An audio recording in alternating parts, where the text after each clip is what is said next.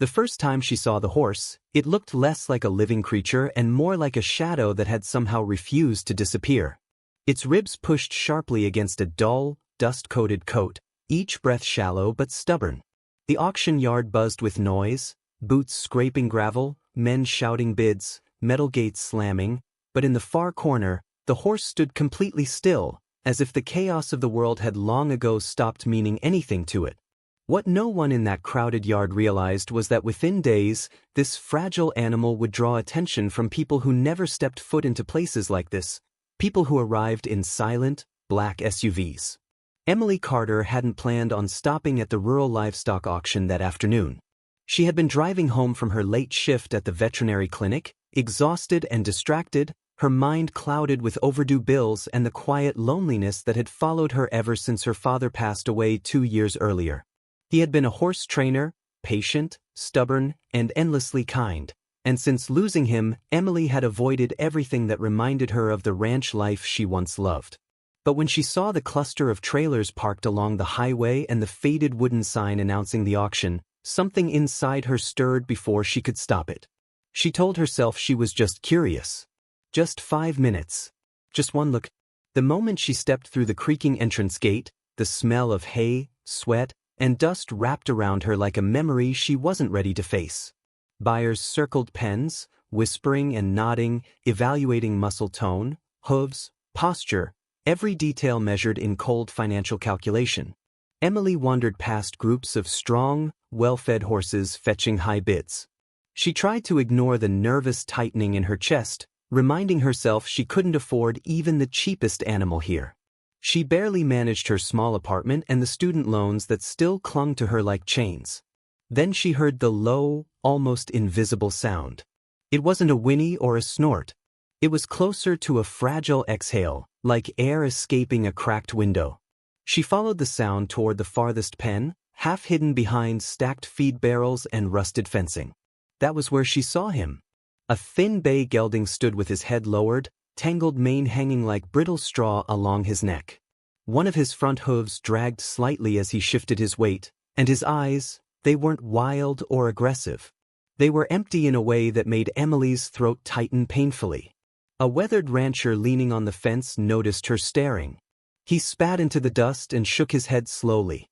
"Came in from a drought county," he muttered. "Owner lost his land. Horse nearly starved before they hauled him here. Won't sell for much. Might not even last the month." Emily swallowed hard. "Does he have a name?" The rancher shrugged. "Not anymore." The auction bell rang, signaling another sale round. A handler prodded the horse forward into the central ring. The gelding stumbled slightly, his legs trembling beneath him. A few bidders chuckled under their breath. One man whispered loudly, "Dog food price." Another shook his head, refusing even to raise his bidding paddle. Emily's hands tightened around the railing. Every instinct told her to walk away. She didn't have land. She didn't have savings. She barely had time outside her job. Buying a horse, especially one this week, would be reckless, irresponsible, impossible. But as the auctioneer began calling numbers, something unexpected happened. The horse lifted his head just slightly, his gaze sweeping across the crowd before stopping, directly on her. It lasted only a second. Yet in that moment, Emily felt a strange, undeniable pull. Not pity. Not guilt. Something deeper, something she remembered from childhood afternoons watching her father work with frightened rescue horses. He used to say, sometimes they don't need strength. Sometimes they just need someone who refuses to give up on them. The bidding crawled painfully slow. $100, the auctioneer called. Silence.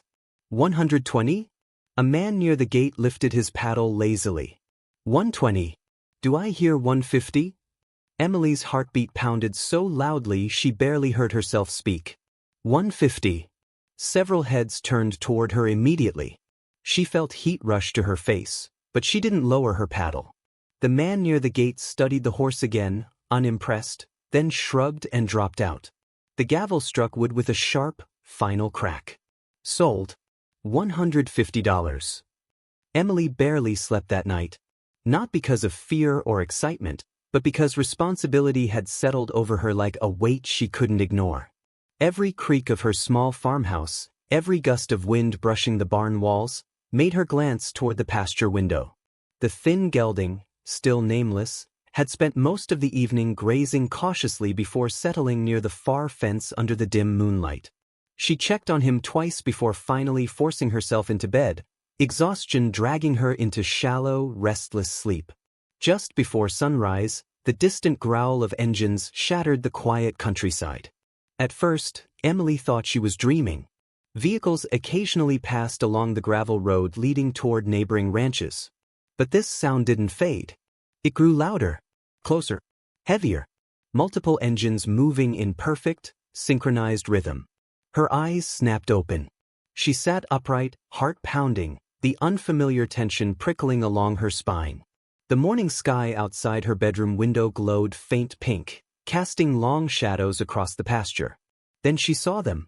3 black SUVs rolled slowly toward her front gate, their tires grinding against loose gravel, dust clouds trailing behind them like silent warnings. Their windows were dark, reflecting the rising sun in cold, mirrored flashes. They moved with deliberate precision, stopping directly outside her wooden entry gate as if they had rehearsed the arrival. Emily's stomach twisted. She glanced toward the pasture instinctively. The horse had lifted his head, ears pinned forward, body stiff. He wasn't grazing anymore. He was watching them. Okay, she whispered to herself, forcing steady breaths. Maybe they're lost. Maybe they need directions. But deep down, she knew that wasn't true. She pulled on her boots quickly and stepped outside, the cool morning air biting against her skin. Dew clung to the grass, soaking the hem of her jeans as she walked cautiously toward the gate. The SUVs remained perfectly still, engines humming quietly, as if waiting for her to approach. The front passenger door of the lead vehicle opened smoothly. A tall man stepped out, dressed in dark slacks and a pressed jacket that looked painfully out of place in rural farmland. His posture was rigid, movements controlled. Behind him, another man exited the second SUV, holding what looked like a tablet device. Neither of them smiled. Emily stopped several feet from the gate, gripping the wooden post to steady her nerves. "Can I help you?" she asked, keeping her voice calm despite the sharp pulse in her throat.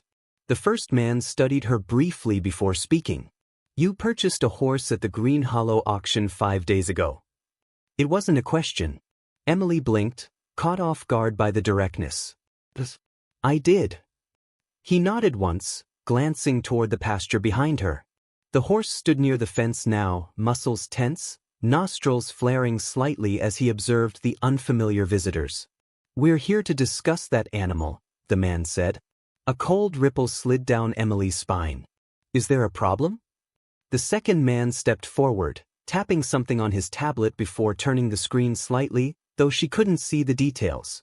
"We'd like to make you an offer," he said calmly. Emily frowned. "An offer? For my horse?" "Yes." The single word hung heavily between them. She folded her arms instinctively, protective instinct flaring stronger than her confusion. "He's not for sale." The two men exchanged a brief glance. The first man stepped closer to the gate, lowering his voice slightly as though attempting persuasion rather than confrontation. "You purchased him for $150. We're prepared to offer $10,000. Emily's breath caught sharply. 10,000. The number slammed into her thoughts like a thunderclap. It would erase her debts, cover months of expenses, possibly allow her to repair the barn and secure stable feed supplies. For a split second, reality wavered around her. Then she looked past them, toward the pasture. The horse had moved closer to the fence, watching her intensely. His thin frame still showed signs of weakness, but his eyes were no longer empty. They carried alertness now, awareness, and strangely, expectation. Emily swallowed hard. "Why?" she asked quietly. The men hesitated. "Let's just say," the second man replied carefully, "the horse has value beyond what was understood at auction." Emily felt her chest tighten. "What kind of value?" The first man smiled faintly, but it didn't reach his eyes. "That information isn't necessary for this transaction." Silence stretched between them, broken only by the distant chirping of waking birds. Emily shook her head slowly. "I'm not interested." The tablet-holding man sighed, as if expecting resistance. "You should reconsider. That animal requires expensive rehabilitation, specialized care. We can provide resources you cannot." Emily's fingers tightened against the wooden gate. "I'm already providing care." The first man's expression hardened slightly. "Miss Carter, situations like this often involve details owners aren't aware of. We're offering you a generous opportunity to avoid complications." The subtle warning hidden inside his words made Emily's stomach twist. "Are you threatening me?" she asked quietly. He raised both hands slightly, feigning reassurance. "Not at all. Simply explaining that sometimes these matters grow complicated." Before Emily could respond, sudden movement behind her drew everyone's attention. The horse had stepped forward rapidly, stopping only a few feet from the fence. His ears flattened briefly, nostrils flaring as he stared directly at the men. A low, sharp snort escaped him, stronger and more defensive than anything Emily had heard from him before. The visitors exchanged quick glances, something like surprise flashing across their otherwise controlled expressions. He flinched slightly, but didn't pull away. "It's okay," she whispered, though uncertainty trembled beneath her voice. "I don't know who they are either." Her fingers brushed through his tangled mane carefully, soothing, grounding both of them in the moment. But as the morning sun climbed higher, illuminating the pasture with golden light, Emily's gaze drifted back toward the gravel road. The white card still rested in her hand now. A single black number printed across it. No company name. No logo. No explanation.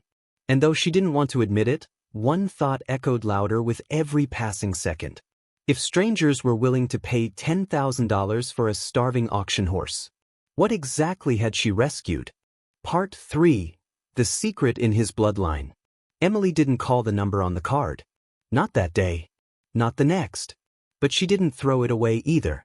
It sat on her kitchen counter beside her unpaid bills and veterinary textbooks, its stark black print staring at her like an unanswered question. Every time she passed it, her chest tightened slightly, and she found herself glancing out the window toward the pasture, half expecting those black SUVs to reappear without warning. The horse, however, seemed far more focused on something else. Over the following week, his condition improved slowly but noticeably.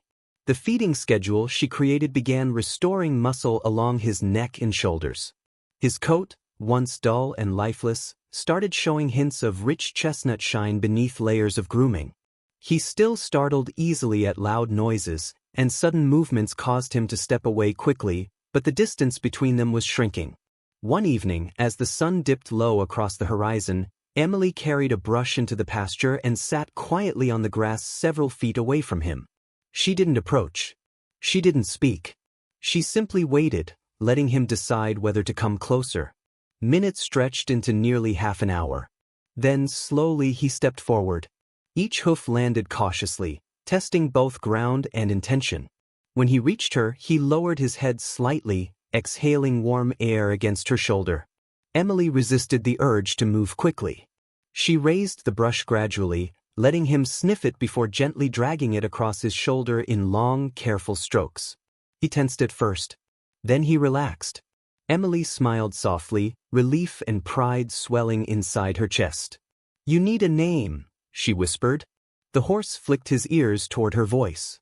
She studied him thoughtfully, noticing the strength slowly returning to his posture, the quiet resilience in his dark eyes. Memories of her father flickered through her mind, how he used to name rescued horses based on their spirit rather than their appearance. "Phoenix," she said finally. The horse shifted slightly, as if acknowledging the sound. "Yeah," she murmured with a faint laugh. "You rose from something terrible, didn't you?" From that moment forward, Phoenix seemed to respond to her presence differently. He followed her along the fence line during feeding times. He began allowing her to gently check his hooves. The fragile bond between them strengthened with each quiet interaction, each moment of patience replacing fear with fragile trust. But the peaceful routine didn't last. 3 days later, Emily received a phone call at the veterinary clinic that would change everything. "Emily Carter speaking," she answered, balancing paperwork against her desk. Miss Carter, this is Dr. Leonard Hayes from Northern Equine Research Center. The professional tone caught her attention immediately. Yes. We recently reviewed auction transportation records. It appears you purchased a bay gelding transferred from Red Basin County. Emily's stomach tightened. That's correct. There was a brief pause before he continued. Miss Carter, that horse may be connected to a bloodline we've been tracking for several years. Emily leaned forward slightly. What does that mean? The horse you purchased may be the direct descendant of an endurance champion thought to be lost during the Red Basin drought collapse. That lineage is extremely rare. Exceptional stamina, heightened intelligence, and unusual trainability have been documented in previous generations. Emily blinked, trying to process the information. Are you sure? We can't confirm without genetic testing, Dr. Hayes replied, but the physical markings described in the auction records match historical photographs. Several private organizations have been searching for surviving offspring from that line. Her grip tightened around the phone. Private organizations? She repeated slowly. Yes, he said carefully. Some have significant financial interest. A cold realization slid through her chest. Black SUVs? She asked quietly. There was a pause long enough to confirm her suspicion without words. You're not the first owner they've approached, Dr. Hayes admitted.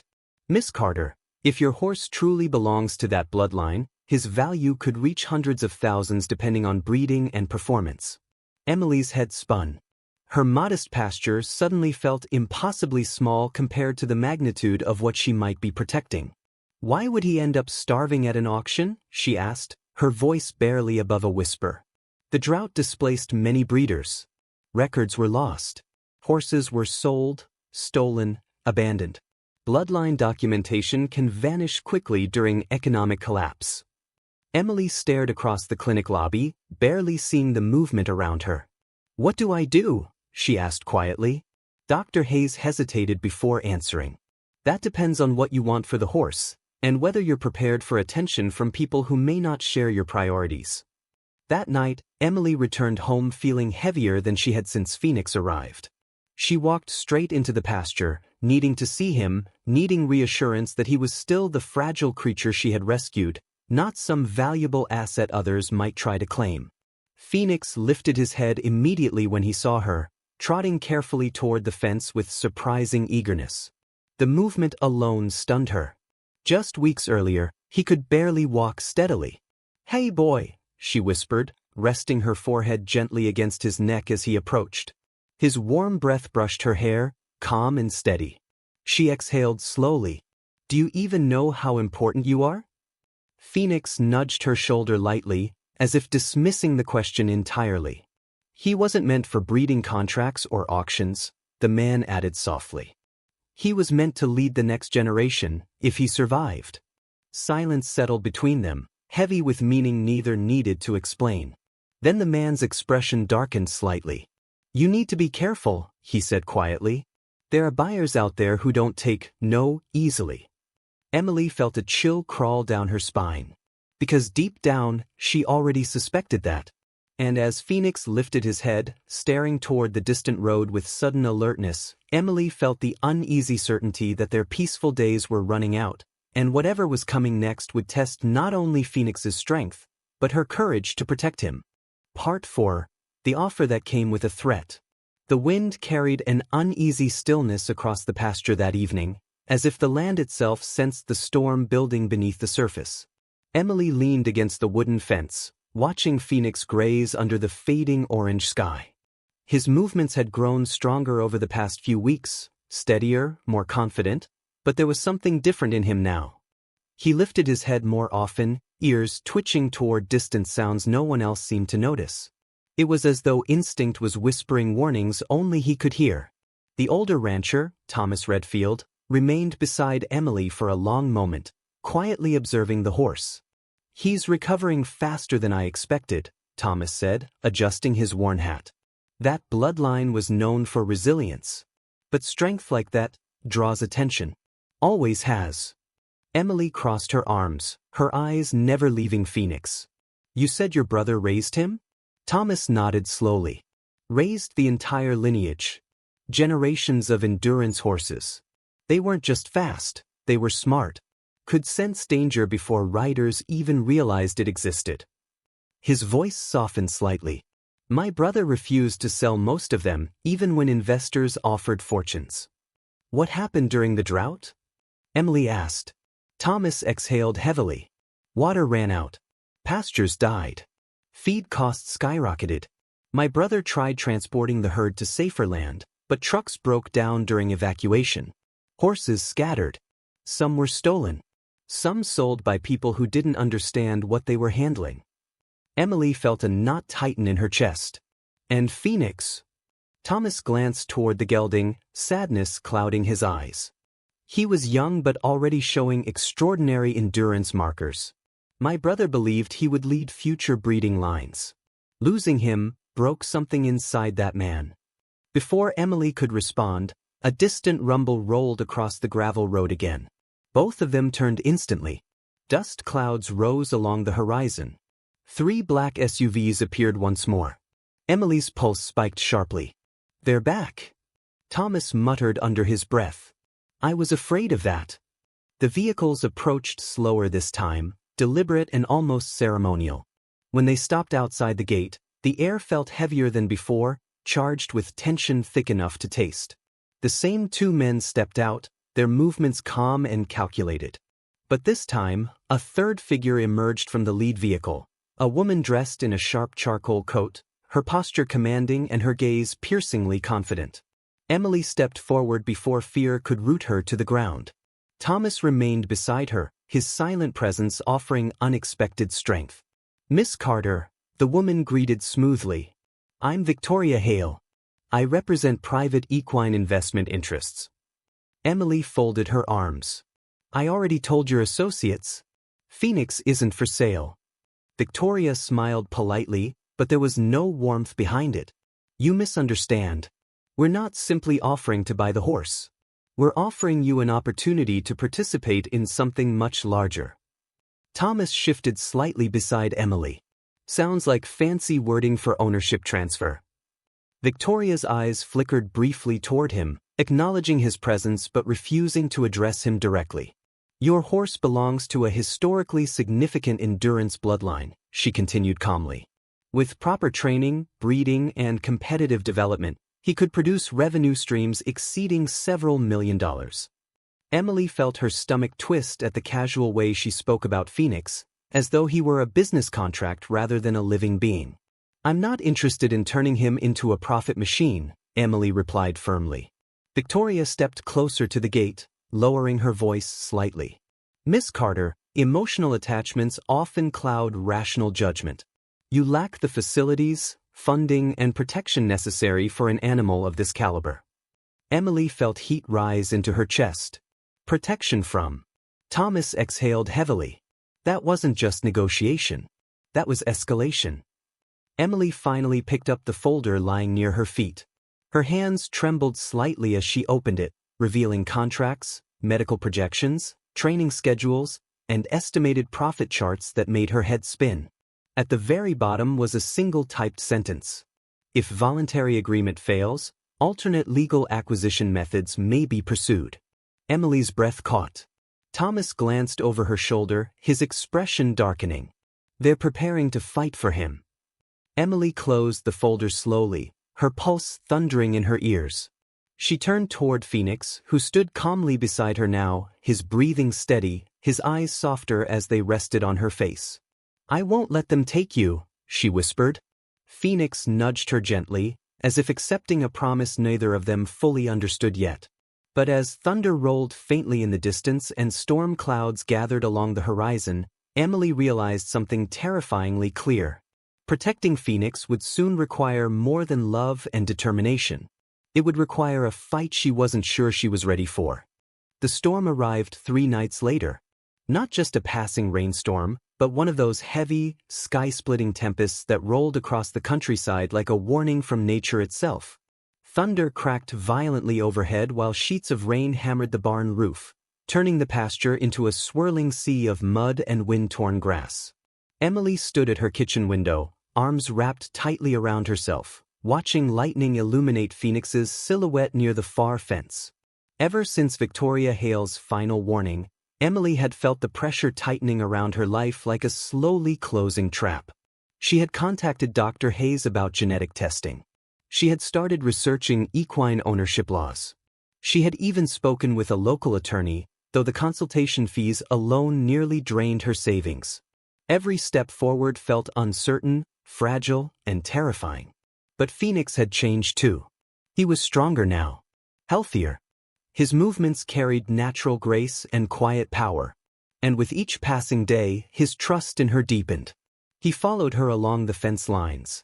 He stood calmly during grooming. He even allowed her to rest her forehead against his neck, a gesture her father used to call, "the moment a horse chooses you back." Another crack of thunder shook the house, pulling Emily from her thoughts.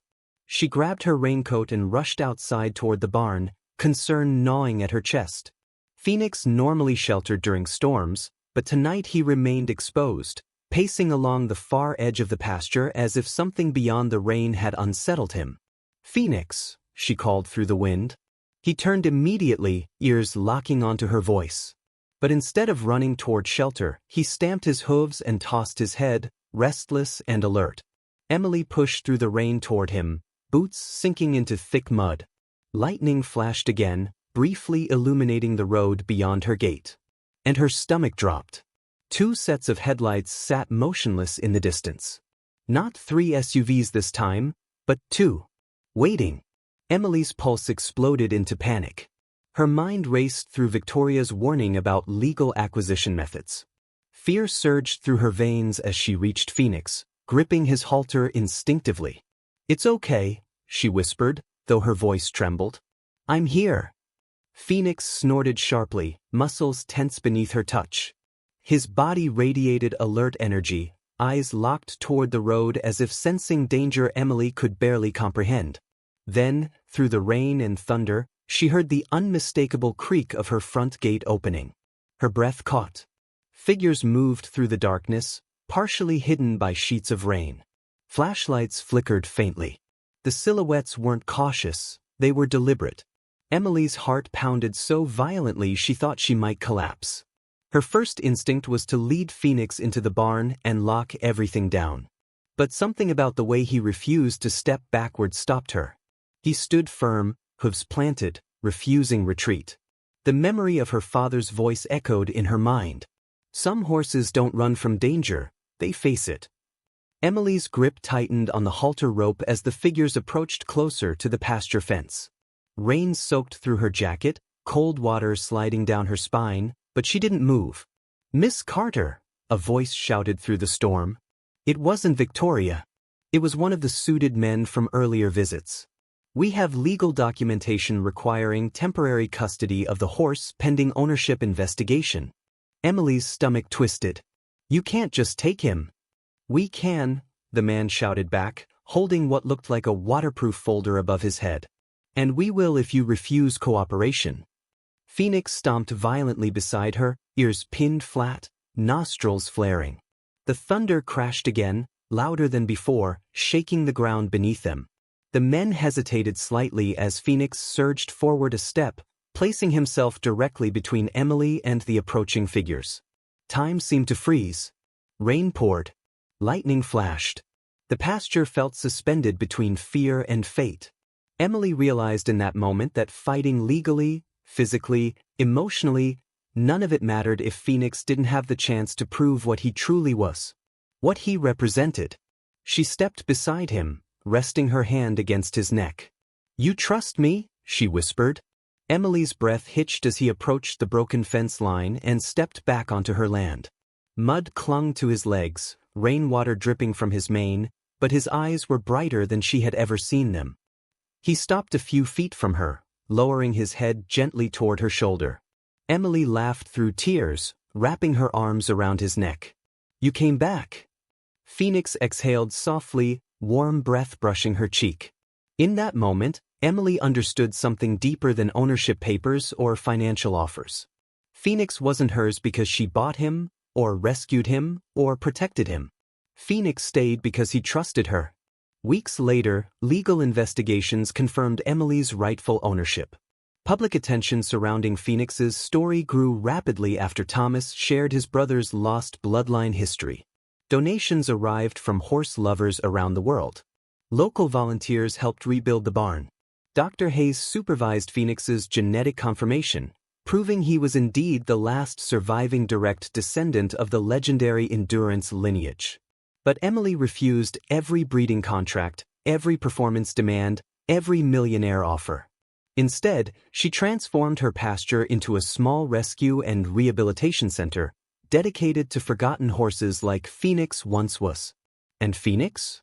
He became the calm guardian of every frightened horse that arrived, greeting them at the fence, showing them through quiet example that trust could exist again. Sometimes, visitors asked Emily if she ever regretted refusing the fortune she could have made. She always smiled softly and looked toward Phoenix grazing peacefully beneath open skies. "I didn't rescue him," she would say gently. "He rescued me." If Phoenix's story touched your heart, don't forget to like, subscribe, and share this journey of trust, courage, and second chances. Because sometimes, the horses no one wants become the miracles no one expects. And sometimes, love is worth far more than any price.